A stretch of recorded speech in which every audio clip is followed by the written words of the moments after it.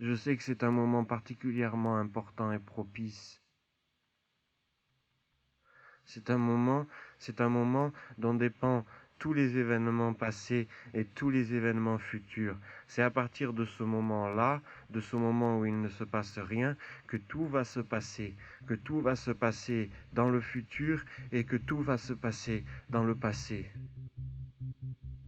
C'est un moment où il faut que je ne fasse rien. C'est un moment où je ne dois rien faire. C'est un moment où s'il n'y a rien à faire, alors je dois rien faire. Et pourtant, tout ce qui va se passer dépend de ce que je fais rien pendant qu'il n'y a rien à faire. Donc, il faut tenir ça, tenir le rien. On aurait envie de faire quelque chose, mais il faut tenir le rien. Je ne vais pas faire quelque chose. Je vais tenir et je vais rien faire.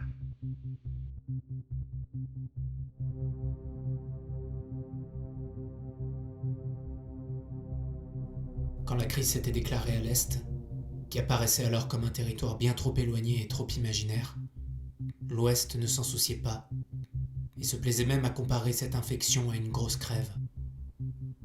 L'Ouest ne s'était pas soucié d'une probable infection de son royaume, mais les pouvoirs avaient encore une fois fait croire au peuple qu'il les protégerait, et pendant que la fièvre de l'Est emportait d'innombrables vies, l'Ouest s'intéressait davantage aux parties génitales de certains de sa caste politique.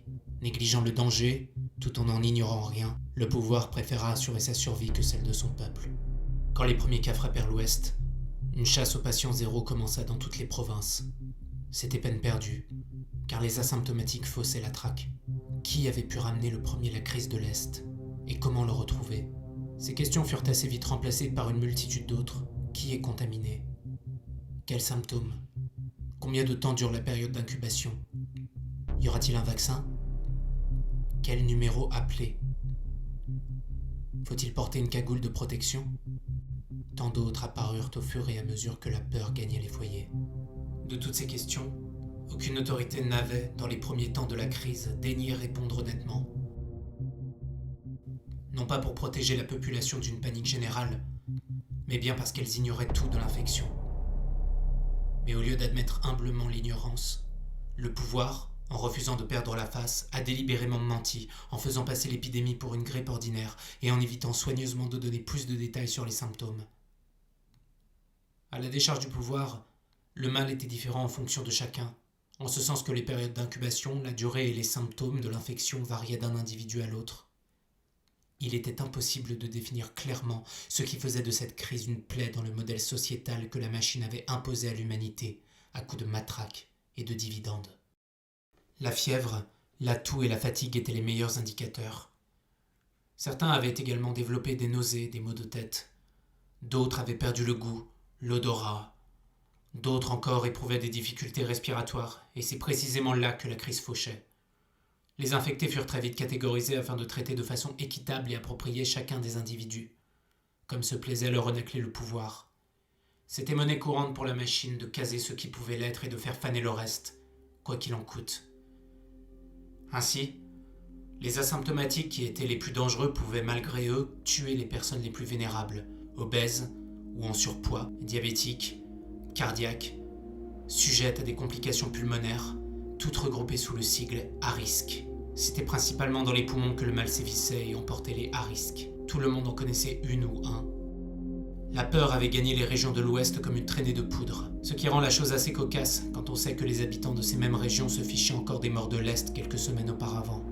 Pourtant, peu de temps après, saturation des hospices de santé à l'Ouest comme à l'Est, accrue par un manque flagrant de lits dans les services dits de défaillance critique, des personnels sous-équipés, en danger, physiquement et moralement à bout.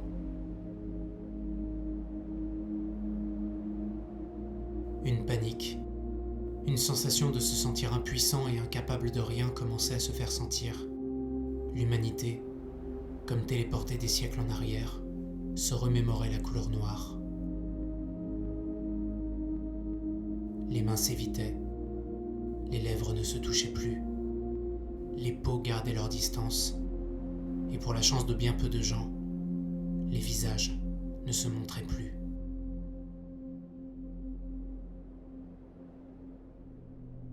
La science, au fur et à mesure de ses découvertes et de ses incertitudes, décida de troquer le terme de crise contre un nom qui deviendrait désormais le synonyme de la peur et de l'incertitude permanente. David. David frappait très vite. Si vite que le nombre des victimes à l'ouest ne mit que peu de temps pour dépasser celui de l'est. Ce qui finalement n'avait rien de très surprenant, c'étaient les régions les plus affaiblies par les rouages de la machine. Cette fulgurance effraya les populations qui manifestèrent leur peur par une frénésie collective qui les poussait à se diriger en masse vers les centres de distribution. Là-bas, ils s'y procurèrent des réserves conséquentes de ronderches et de nouilles alimentaires. Comme s'ils s'attendaient au début d'un long siège, comparable au dernier que connurent les habitants des steppes gelées lors de la grande catastrophe. Mais cette fois-ci, dans un confort relatif, noyé dans la narcose des internets. La situation prit une ampleur considérable et historique quand il fut décidé, un peu partout sur la planète, d'imposer une quarantaine généralisée. Pour la première fois, plusieurs milliards d'individus seraient assignés à domicile pour une période à durée indéterminée. Chacun de ces individus devrait désormais rester chez lui et ne sortir que par première nécessité. C'était au pouvoir à qui revenait la tâche de définir ce qui était nécessaire et ce qui ne l'était pas. Chaque lieu de culte, de loisirs, de culture, de restauration, de commerce serait dorénavant fermé. Mais les chantiers et les usines, elles, resteraient ouvertes. C'était une guerre contre David.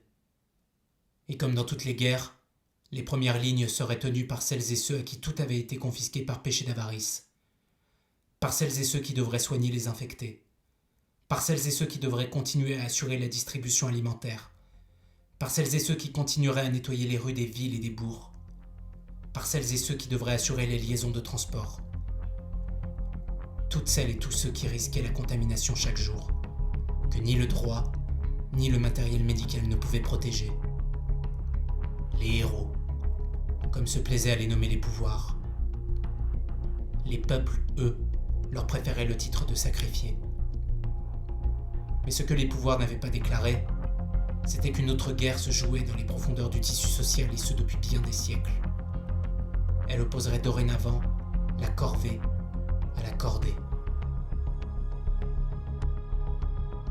Dans les premiers jours de la quarantaine, David s'était infiltré dans les établissements de fin de vie qui étaient de véritables nids à risque. Le pouvoir dénombra des centaines de victimes, mais c'était bien gardé d'y additionner les à risque qui avaient succombé après qu'ils eurent été instrumentalisés pour promouvoir la quarantaine. En maquillant ces chiffres, le pouvoir s'était conduit comme le pouvoir de l'Est, qu'il se plaisait à dénoncer et à montrer du doigt comme irresponsable, falsificateur et répressif. Les fanés s'accumulaient à une cadence infernale. Les rites d'accompagnement dans le repos éternel, par crainte que les fanés ne continuent de transmettre le mal, furent bouleversés. Dans un premier temps, les corps étaient stockés dans les espaces réfrigérés qui furent réquisitionnés. Des patinoires où les corps y jonchaient à même la glace. Des entrepôts qui servaient de succursales pour les marchés de certaines villes. Ces entrepôts étaient parfois les théâtres de certains actes que le commun qualifierait d'immoral, voire de répugnants. Les services funéraires n'hésitaient pas à taxer certaines familles pour le droit de séjour des défunts de façon journalière et à leur facturer le droit de passage pour pouvoir s'y recueillir. Dans un second temps, les mises en bière se firent dans l'immédiateté de la disparition. Les cérémonies purent avoir lieu, mais bien sûr en tout petit comité. Chacun des proches, les plus proches possibles, devait se tenir à une distance de sécurité minimale, aux alentours de 1 mètre, les uns des autres. Aucune main ne put toucher de cercueil. La quarantaine contraignait parfois les proches à ne pas se rendre aux obsèques. Alors, la plupart de ces cérémonies étaient retransmises sur des canaux privés des internets. Elles étaient expédiées tant il y en avait. Dans les provinces les plus touchées, c'étaient des cohortes de camions transportant les cercueils qui encombraient les routes. Les funérariums étaient saturés, et l'on craignait un encombrement de certains cimetières. Dans les cités les plus prospères de l'outre-océan, des fosses communes commencèrent à voir le jour. Les cagoules de défense seraient sans doute les raisons d'une colère qui était palpable dans certaines provinces de l'Ouest. La pénurie des dites cagoules avait encore une fois poussé le pouvoir à mentir sur le stock dont il disposait, et plus généralement sur les capacités matérielles, financières et morales des soignants à faire face à David. Les pouvoirs s'étaient échinés depuis plusieurs années à mettre en pièces les hospices, à leur confisquer leurs moyens d'action. Depuis plusieurs mois, pour ne pas dire des années, ils étaient dans les rues, hurlant et réclamant davantage d'aide, de moyens, de personnel pour pouvoir être en mesure d'assurer ce qui était le pilier de la vie humaine, sa santé. Les pouvoirs leur répondirent. Leurs émissaires, des hommes en armure noire portant un chiffre et une lettre au dos, casqués, armés, les yeux rouges de sang. Les chevaliers de l'indifférence. Confrontation accablante entre les clameurs des foules et le silence froid et mortifère des pouvoirs pour des résultats là aussi accablants. Du sang. Sur les portes des halls d'immeubles, sur les vitrines des boutiques des apothicaires et des commerces alimentaires, sur le macadam, dans les mémoires. La violence d'État face à la violence de la rue. Œil pour œil, dent pour dent, à ramasser à la pelle le soir lors des grands nettoyages, comme pour masquer la contestation et laisser paraître l'ordre de la République. Les pouvoirs avaient beau savoir quel maître ils servaient, ils n'agissaient pas tous de la même manière. Ainsi, certaines des provinces de l'Ouest avaient décidé de tester leur population en amont pour savoir le plus rapidement possible qui mettre en quarantaine et qui devrait être hospitalisé. Bien sûr, aucune n'échappèrent à la quarantaine qui allait progressivement devenir mondiale, mais elles purent être à même de déterminer la durée de leur quarantaine et de se projeter plus avant pour préparer la sortie. D'autres ne voyaient pas cela d'un bon œil et ne comprenaient pas l'intérêt dans les premiers instants de porter une cagoule de protection. Cette incompréhension ne servait qu'à masquer l'importante pénurie des dites cagoules. Il fallait cacher l'impact des décisions économiques des 10 dernières années qui n'avaient profité qu'à la minorité. La majorité, elle pourrait bien se faner.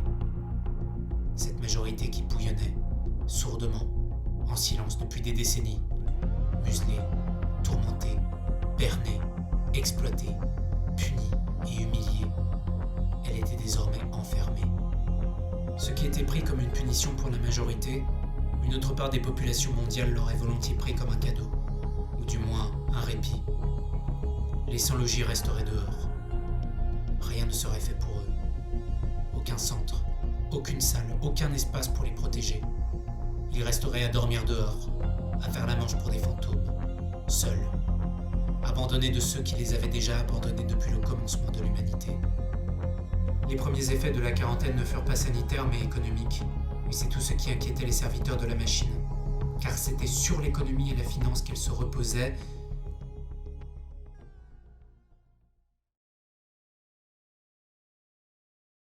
Et là, il butait. C'était précisément à cet endroit qu'il ne savait plus où il en était. En 2 mois d'isolement forcé, il n'avait écrit que 3 pages de son roman « Faire rien ». C'était son tout premier roman. Il avait déjà fait par le passé plusieurs tentatives d'entrée en littérature, plusieurs drames mêlés d'amour et de regret, des pièces de théâtre qu'aucun acteur ou actrice ne souhaitait jouer, des dizaines de haïkus perdus dans divers magazines de sudoku en tant que marque-page tombés au combat. Mais cette fois-ci, il le sentait. C'était le moment. Son moment. Il savait qu'il s'attaquait à quelque chose qui le dépassait et qu'il n'avait pas toutes les compétences pour être à même d'écrire quelque chose d'un tant soit peu juste et précis et d'en tirer une histoire passionnante. Mais il était prêt à encourir le risque. Il imaginait un personnage qui lui ressemblait un peu, c'est-à-dire un homme, la trentaine, mélancolique et furieusement heureux à la fois, profondément anticapitaliste mais coincé dans le filet de la consommation et du travail. Un mou sur beaucoup de points. Mais avec toutefois une volonté de faire bouger les lignes. Rien de nouveau sur le soleil, en somme, si ce n'est, au crépuscule de la crise, la révolution. Mais il fallait d'abord commencer par écrire ce roman. La chose, dans un premier temps, ne s'avéra pas aisée. La quarantaine donnait certes du temps, mais entraînait la lassitude. Chaque journée semblait être la même. Comment se concentrer ? Comment parvenir à expliciter sa pensée et à ne pas se détourner de l'objectif d'écrire ? Il avançait à tâtons, ignorant complètement ce que chaque jour lui ferait écrire. Écrire du présent demandait de l'énergie et une certaine objectivité qu'il ne possédait pas, ce qui avait tendance à le décourager. Tout était parsemé d'une certaine idée de lutte. Tout convergeait en ce sens. Dès lors, écrire un roman semblait peine perdue, puisqu'il croyait en la force des histoires. Il était persuadé que les bonnes histoires étaient bien plus intéressantes que les discours ou les plaidoyers, et que l'une des forces les plus utiles et les moins destructrices de l'humanité résidait dans sa capacité à savoir les raconter correctement. Mais il voyait que ce qu'il avait écrit jusqu'à maintenant était plus concentré à critiquer, à tenter trop maladroitement d'analyser des faits et en déduire des réponses de contestation, qu'à véritablement raconter les faits. Alors il ne fallait pas échouer ici. Il en allait de son humanité, de ses croyances. Il savait qu'il approchait de la fin de cette période, c'était le 10 mai. Demain on lèverait les interdictions, même si tout ne reviendrait pas dans l'immédiat à l'anormal. Et il avait à peine achevé le prologue qu'il venait de temps à autre corriger par à-coups. Dans son marasme intérieur, des pensées, des doutes, des questionnements venaient l'assaillir. Il savait que quelque chose se produirait. Impossible de savoir quoi. Il ignorait totalement si les mouvements sociaux qui avaient secoué le pays peu de temps avant la crise reprendraient, s'ils seraient gagnés, perdus, une fois encore. Si la société allait sombrer dans la démence du contrôle permanent, si le système politique et financier allait s'écrouler, si la nature reprendrait enfin ses droits. Ignorance, incertitude. Il fallait attendre.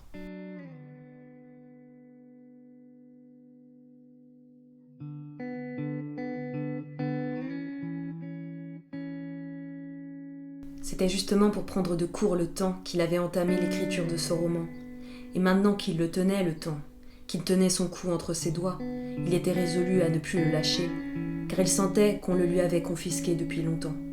Il n'avait pas en tête d'élaborer un journal de confinement, car c'était devenu quelque chose de bien trop admis pour les créateurs de façon générale. Les réseaux sociaux étaient saturés de gens qui essayaient de faire entendre leur vie par le prisme de l'enfermement. Certains étaient particulièrement loquaces, question exil forcé dans leur résidence secondaire à la campagne, bien loin des villes, particulièrement doués en ce qui concerne la mise en scène de leur relative solitude. Ça, il le savait. À tout prix éviter le tire-larme, se répétait-il chaque jour. De toute façon, comment cela pouvait-il être triste ? Les quarantaines de la grande époque de la peste noire étaient bien pires que ce qui se passait. Mais c'était sans doute quelque chose de plus souterrain qui le poussait à écrire ce roman. Sans doute la peur de rater son confinement, la peur d'avoir eu du temps qui ne serait pas vampirisé et de n'en avoir rien fait. Là encore, se sentant complètement dépassé par la situation, comme piégé par l'humanité, il se retira bouleversé dans son lit. Aujourd'hui, il n'avait écrit que 3 lignes. Fixant le blanc plafond de la cage qui lui servait de chambre, il se posait 1001 questions et essayait de comprendre ce qui ne marchait pas et ce qui le décourageait tant. Aussi, il décida d'énumérer ses défauts. Il refusait de se complaire dans des qualités d'auteur qu'il savait fausses. Il se savait lent, mais il était aussi très paresseux. Il se sentait pâteau à chaque tentative. Il ignorait comment définir son style, car il ne put savoir s'il en avait un. Et entre désespoir et fatigue, il se vit happé par les profondeurs marines, sentant ses poumons le brûler et se vider peu à peu d'oxygène. Dans les prémices d'une perte de connaissance, la nuque lourde, l'occiput commençant à subir la pression causée par sa chute, il entendit toute l'introduction de Shine on Your Crazy Diamond des Pink Floyd qui l'accompagnait dans les ténèbres. Cette chute ne lui faisait pas peur. Il ne craignait pas ce qu'il trouverait dans les abysses tant elle semblait éternelle. Il se retourna alors pour voir la lumière de la surface s'assombrir, puis progressivement disparaître. La surface teintée d'une couche vert pâle fit alors place à une masse bleu marine qui ne cessait de s'obscurcir au fil de son déclin. Il était tout à fait conscient de ce qui se passait, et il l'acceptait. C'était pour cela qu'il avait tourné le dos à la dalle, comme s'il attendait que là où les choses qui se tapissaient dans le fond viennent s'emparer de lui. Calme, apaisé, tranquille, il souffla les dernières bulles qu'il put. Le froid assassin qu'il sentit au commencement de sa chute avait fini par disparaître pour laisser place à une chaleur assez douce, assez réconfortante. Il était en paix avec lui, avec ce qu'il voyait, avec la brûlure infligée par ses poumons, et avec cette chose qui l'entraînait au plus profond de l'inconnu. Ainsi, il se laissa paisiblement sombrer jusqu'à ce qu'un bruit d'impact le tirât brutalement, le ramenant vers la surface, et qu'une sensation glaciale s'empara à nouveau de lui. Il ouvrit les yeux et vit le blanc du plafond, conscient de n'avoir pu le quitter véritablement et triste d'avoir été abandonné par les flots obscurs qui l'avaient réchauffé. Le bruit se répéta et se fit plus intense. Quelqu'un était à la porte.